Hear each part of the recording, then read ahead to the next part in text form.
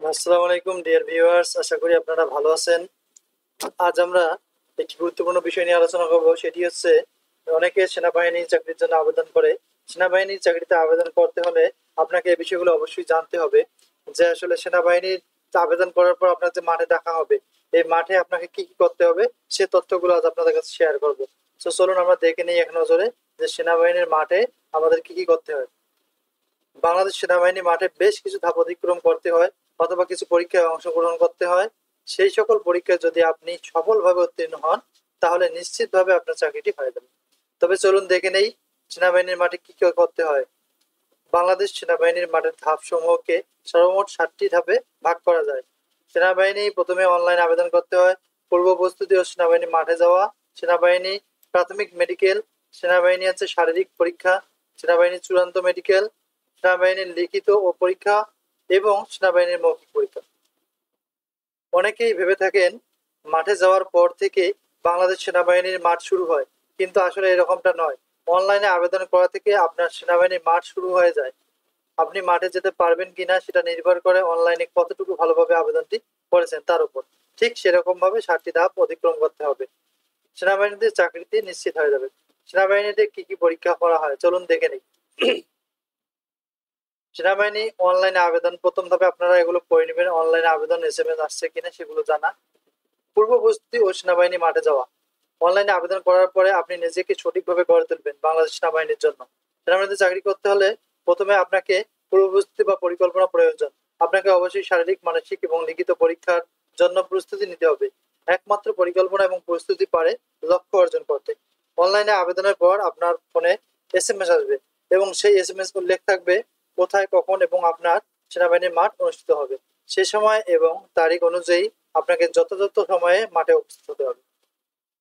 বাড়ি থেকে বা এলাকা থেকে যদি মাঠের স্থান দূরে হয়, তাহলে আপনাকে হাতে সময় নিয়ে যেতে হবে। তখন আপনি চেষ্টা করবেন অন্যদিকে আগে থেকে সেখানে চলে যাওয়া, কেননা তাহলে আপনার ঘুমটা ভালো হবে এবং শরীরটা ফিট থাকবে। গুরুত্বপূর্ণ একটি টপিক, সেনাবাহিনীর মাঠে যাওয়ার আগে অবশ্যই বিজ্ঞপ্তিতে উল্লেখিত সকল কাগজপত্র আপনি সাথে নেবেন। যেগুলো সত্যায়িত করতে বলা হয়েছে সেগুলো অবশ্যই সত্যায়িত করে নেবেন। যদি আপনি সেনাবাহিনীতে কিছু কি কাগজ নিতে হয় সেটি না জানেন, তাহলে আমাদের আর্টিকেলতে পড়তে পারেন। সেনাবাহিনীতে আবেদন করতে কি কাগজ লাগে আমরা একটু পরে আলোচনা করব। সেনাবাহিনী মেডিকেল, প্রাথমিক মেডিকেলটা আসলে কি তখন দেখেন।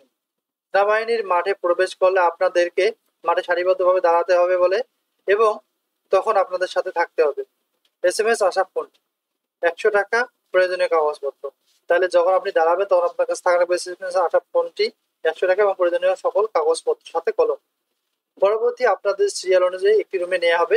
তখন আপনাদের গায়ে থাকবে একটি জার্সি এবং হাফ প্যান্ট। প্রাথমিক মেডিকেলে আপনাদের শরীরে প্রাইভেট পার্ট ছাড়া বাকি সবই খুঁটিনাটি দেখা হবে, যেমন হাত, পা, নাক, চোখ, মুখ, গলা, উচ্চতা, ওজন, হাঁটাচলা, দাঁড়ানো, এসব কিছু দেখা হবে। আপনারা জানেন যে আমাদের এই ওয়েবসাইটে সেনাবাহিনী কি কারণে বাদ দেওয়া হয় সেটি নিয়ে আর্টিকেল দেওয়া হয়েছে, যা আমরা পরবর্তীতে আলোচনা করব। সেনাবাহিনীর শারীরিক পরীক্ষা, প্রাথমিক মেডিকেল যাবেন তাদেরকে পরবর্তীতে শারীরিক পরীক্ষার জন্য নিয়ে যাওয়া হবে। সেখানে কিছু পরীক্ষার অংশ নিতে হবে, যেমন দৌড়, পুশ আপ, সাঁতার। বেশিরভাগ দৌড়, পুশ আপ দেওয়া হয়, পাশাপাশি লং জাম্পও থাকে। কিছু কিছু ক্ষেত্রে সাঁতারও দেওয়া হয়। দৌড় এবং পুশ আপ থেকে কাউকে বাদ দেওয়া হয় না, বরং এখানে বলা হচ্ছে এন্ট দেওয়া হয়। প্রাথমিক মেডিকেলে আপনাদের কিছু পয়েন্ট দেওয়া হবে এবং শারীরিক পরীক্ষায় সেখানে কিছু পয়েন্ট দেওয়া হবে। এই পয়েন্টগুলো যোগ করে যাদের পয়েন্ট বেশি থাকবে তাদেরকে পরবর্তীতে বা চূড়ান্ত মেডিকেলের জন্য পাঠানো হবে বা দেখানো হবে। সেনাবাহিনীতে চূড়ান্ত মেডিকেল, মনে রাখবেন চূড়ান্ত মেডিকেলে আপনার গায়ের জামা কাপড় থাকবে না। যেখানে মেডিকেল টিম থাকবে তারা আপনার শরীরের সবকিছু পরীক্ষা নিরীক্ষা করবে। সংক্ষিপ্তভাবে বলতে গেলে চূড়ান্ত মেডিকেলে যা হয়, প্রাথমিক মেডিকেলে যে বিষয়গুলো দেখার বাকি থাকে সেগুলো চূড়ান্ত মেডিকেল দেওয়া হয়। আমাদের প্রাইভেট অর্গান গুলোতে কোনো সমস্যা রয়েছে কিনা সেগুলো মূলত, প্রাইভেট অর্গান আপনারা সবাই জানেন কোনটি হতে পারে। এইভাবে আপনি টিকে গেলে তাহলে আপনাকে লিখিত পরীক্ষায় অংশগ্রহণ নিতে হবে। সেনাবাহিনীর এখন আসেন লিখিত পরীক্ষার ধাপটা কেমন হয়।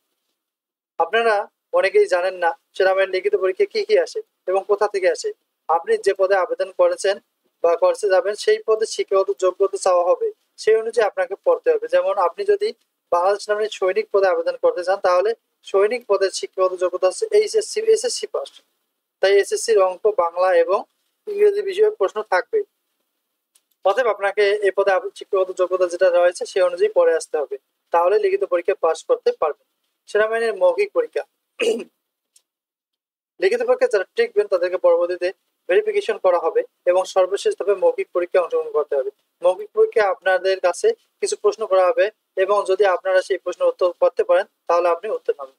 এই 7টি ধাপ যারা সঠিকভাবে উত্তীর্ণ হতে পারবেন তাদেরকে সেনাবাহিনীতে নিয়োগ করা হবে অথবা নিযুক্ত করা হবে। পরবর্তীতে প্রশিক্ষণের জন্য তাদেরকে মনোনীত করা হবে। তো এই ছিল সেনাবাহিনী মাঠে কি কি করতে হয় আর্টিকেল। সেনাবাহিনী মাঠে মূলত কি কি হয়ে থাকে, সেনাবাহিনী কি কি পরীক্ষা করা হয়, সেই সকল বিষয়ে বিস্তারিত জানার চেষ্টা করছি। আশা করছি আপনারা বুঝতে পারছেন। যদি কোনো কিছু আপনারা না বুঝতে চান তাহলে কমেন্ট করতে পারেন। বাংলাদেশ সেনাবাহিনীতে মাঠ কার্যক্রম এখন। প্রথম ধাপ প্রাথমিক মেডিকেল, দ্বিতীয় ধাপ চূড়ান্ত মেডিকেল, তৃতীয় ধাপ হচ্ছে লিখিত পরীক্ষা, চতুর্থ ধাপ হচ্ছে শারীরিক সক্ষমতা এবং পঞ্চম ধাপ হচ্ছে ভাইভা, যেটা আমরা আলোচনা করলাম। কোন গ্রুপ থেকে কতটা পয়েন্ট থাকবে? সায়েন্স বিভাগে যারা এসএসসি পাস করেন তারা 10-এ 10 পাবেন।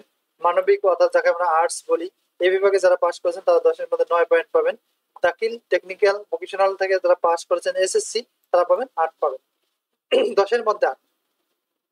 প্রাথমিক মেডিকেলে যা যা হবে: উচ্চতা পরীক্ষা হবে, ওজন মাপা হবে, বুকের মাপ, দাঁত গণনা, নাক পরীক্ষা, চোখ পরীক্ষা, এগুলো। তারপরে কালার বাইন, চোখের কালার অনেক সময় সাদা কালো, এগুলো লক্ষ্য করে। হাত পা পরীক্ষা, কান পরীক্ষা ইত্যাদি। প্রাথমিক মেডিকেলে যে যে সমস্যা থাকলে প্রার্থী অযোগ্য বলে বিবেচিত হবেন। প্রেমিকার জন্য হাত কেটে প্লার দাগ থাকলে মাপ, ওজন ও হাত পা ঠিক থাকতে হবে। মাপে উচ্চতা কম, ওজন কম বা বেশিও ও সমস্যা। হাত পা ভাঙা থাকলেও সমস্যা। পা ও পায়ের পাতা, পা ভাঙা ও পায়ের পাতা সামনে থাকলে হবে না। হাত ও পায়ের নখ ভাঙা বা পচা থাকলে হবে না। পচা বলতে এখানে আমরা যদি যে কানি টাইপে যে পড়ি আমাদের যে পা গুলো আছে, পায়ের যে মোটা যেটা প্রথম আঙ্গুলটা মোটা, যাকে আমরা বুড়ি আঙ্গুল বলি, সেই আঙ্গুলটা অনেক জনের পছন্দ থাকে পানিতে নামার কারণে, এগুলো থাকলে কিন্তু প্রবলেম। অল্প থাকলে সমস্যা নেই, তবে বেশি থাকলে মোটামুটি প্রবলেম। নাক, কান, গলা, দাঁত, চুল, নাকে পলিপাস, কানের পর্দা ছেঁড়া বা কাটা, গলার টনসিল, দাঁত বাঁকা ও চুল পাকা থাকলে হবে না। চোখ কিন্তু স্বাভাবিক দৃষ্টিতে 6-6, অর্থাৎ দুইটা চোখের গতি একই থাকতে হবে। একটি দিক কম দেখবেন আর একটি বেশি দেখবেন, তাহলে এই প্রবলেম হবে। চূড়ান্ত মেডিকেলে যা যা পরীক্ষা হবে: পুরুষাঙ্গ পরীক্ষা, আমরা বুঝি পুরুষাঙ্গ মানে লিঙ্গ, তারপরে বীর্যতলী পরীক্ষা, পায়খানা রাস্তা পরীক্ষা ইত্যাদি। চূড়ান্ত মেডিকেলে যা যা কারণে প্রার্থী বাদ পড়তে পারে তা হলো: প্রস্রাবের রাস্তায় সমস্যা থাকলে, পুরুষলিঙ্গ বাঁকা থাকলে, বীর্য ডিম্ব দুইটা সমান না থাকলে, পাইলস থাকলে, হার্নিয়া থাকলে ইত্যাদি। এবার আসা যাক পরীক্ষায় কি কি থাকতে পারে। বাংলা: ভাব সম্প্রসারণ অথবা রচনা, সন্ধি বিচ্ছেদ, বাগধারা, এক কথায় প্রকাশ ইত্যাদি। ইংরেজি থাকতে পারে নাউন, আইডেন্টিফাই, তারপরে ভাব identity, preposition, fill in the gaps, translate ইত্যাদি। গণিত থাকবে ত্রিভুজ সম্পর্কিত কিছু প্রশ্ন, উৎপাদক বিশ্লেষণ 100%, বুদ্ধিমত্তা ও নিজের ব্রেন থেকে বুঝে বুঝে দিতে হবে ইত্যাদি। সাধারণ জ্ঞান, শর্ট কোশ্চেন, যেগুলো বিসিএস পরীক্ষা আছে সেগুলো আপনারা দেখে দিতে পারেন। শারীরিক সক্ষমতা যা যা করানো হয়: 400 মিটার দৌড় 1 মিনিট 30 সেকেন্ডে, পুশ আপ 20 থেকে 25টা, সিট আপ 30 থেকে 40টা, এরপরে বিম 5 থেকে 7। ভাইবা: নিজের সম্পর্কে ও কিছু সাধারণ জ্ঞান থাকতে পারে, সবগুলো উত্তর দিতে হবে। সতর্কতা: কারোর সাথে উল্টাপাল্টা কথা বলা যাবে না। উল্টাপাল্টা কথা বললে, তাদের চোখে ধরা পড়লে আপনি উত্তীর্ণ হলে আপনাকে বাদ দিয়ে দিতে পারে। সবাইকে ধন্যবাদ। Thank you for watching this video. যারা প্রথম দেখতেছেন তারা অবশ্যই সাবস্ক্রাইব করবেন। আমরা এই চ্যানেলে বিভিন্ন তথ্য চাকরি সম্পর্কে দিয়ে থাকি এবং বিভিন্ন নিয়োগগুলো, আমরা রিসেন্ট যে নিয়োগগুলো আছে সেগুলো দেওয়ার চেষ্টা করি। যাদের এগুলো প্রয়োজন রয়েছে তারা অবশ্যই সাবস্ক্রাইব করবেন। যারা সাবস্ক্রাইব করেছেন তাদেরকে অসংখ্য ধন্যবাদ। Thank you for watching this video. See you on another video.